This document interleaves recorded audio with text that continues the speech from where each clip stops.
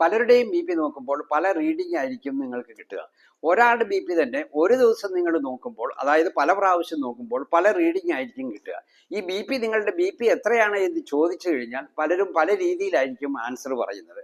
ഉദാഹരണമായിട്ട് ഒരാളുടെ B P 130, 80 ആണെന്ന് വിചാരിക്കുക.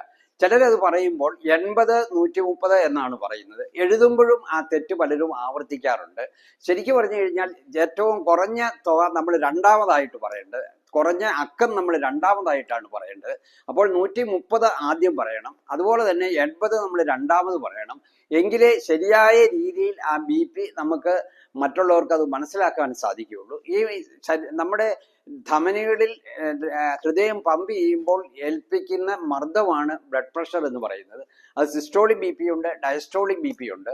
ഹൃദയം സങ്കോചിക്കുമ്പോൾ ഉണ്ടാകുന്ന മർദ്ദമാണ് സിസ്റ്റോളിക് ബി പി. അതേ സമയത്ത് ഹൃദയം വികസിപ്പിക്കുമ്പോൾ ഉണ്ടാകുന്ന ബി പി ആണ് ഡയസ്റ്റോളിക് ബി പി. ഈ സിസ്റ്റോളിക് ബി പി ആണ് എപ്പോഴും കൂടിയിരിക്കുന്നത്. നമ്മൾ മുമ്പേ സൂചിപ്പിച്ച 130 എന്ന് പറഞ്ഞതാണ് സിസ്റ്റോളിക് ബി പി.